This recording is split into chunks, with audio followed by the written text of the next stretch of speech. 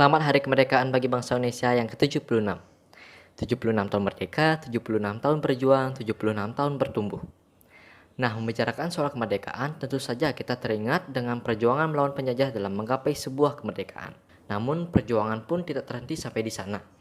Dari mempertahankan kemerdekaan, melawan pemberontakan, hingga krisis ekonomi, bangsa ini telah melewatinya semua. Namun, perjuangan pun tidak terhenti sampai di sana juga. Kali ini bukan melawan penjajah ataupun konflik dalam negeri, melainkan sesuatu yang tidak terduga oleh siapapun. Ya, seperti yang kita ketahui, bangsa kita terkena imbas virus COVID-19 sejak awal bulan Maret 2020 tahun lalu. Awal tahun 2020 yang biasa saja, pada saat itu berubah menjadi awal tahun yang berbeda. Sinilah perjuangan bangsa kita dimulai. Seperti yang kita ketahui, masalah ini berdampak terhadap seluruh kegiatan masyarakat. Dari pendidikan, sosial budaya, hingga ekonomi pun ikut mengalami perubahan. Nah, seperti dari segi pendidikan. Dari segi pendidikan, sejak Maret 2020, proses pendidikan dilakukan secara daring atau secara online. Suatu perubahan tentu saja tidak akan berjalan mulus. Dari masalah komunikasi, jaringan internet, hingga perangkat pembelajaran tentu saja merupakan suatu masalah yang besar. Namun di balik itu semua, kita dapat mengambil sisi positifnya, yaitu secara tidak langsung kita sebagai pelajar diharuskan untuk mahir dalam menggunakan teknologi digital.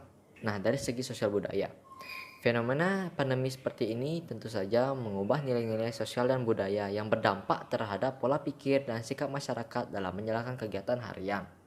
Seperti selalu memakai masker, mencuci tangan, menjaga jarak, hindari kerumunan, hingga kegiatan yang besar sekalipun. Dari perayaan Hari Raya dan Pekan Olahraga Internasional pun ikut mengalami perubahan yang signifikan. Nah, dari segi ekonomi. Dari segi ekonomi tentu saja mengalami penghambatan dan perubahan. Walaupun beberapa pelaku dapat bergerak secara online, namun itu bukan solusi bagi seluruhnya. Ekonomi pun mengalami penurunan. Setelah kita melihat apa saja dampak-dampak dari pandemi ini, tentu saja membuat kita ingin berkontribusi terhadap bangsa dalam menghentikannya.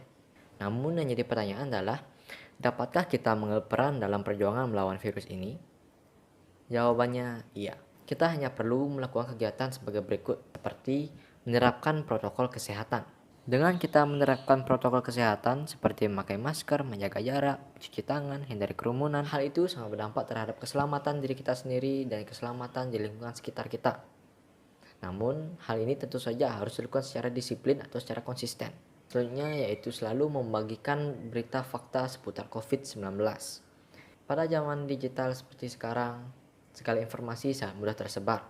Namun mirisnya tidak semua informasi tersebut merupakan fakta atau hoax. Disinilah peran kita. Kita harus selalu kritis dalam membaca berita dan selalu mencari berita ke sumber yang terpercaya. Karena jika dibiarkan, hal ini dapat merusak sikap dan pola pikir kita terhadap suatu hal. Nah, melakukan kegiatan itu saja sebenarnya sudah cukup untuk berkontribusi terhadap bangsa dalam menghentikan pandemi ini. Percayalah, dengan rasa semangat, pantang menyerah, kedisiplinan, dan tanggung jawab yang disertai dengan kejujuran, kita bisa melewati ini semua.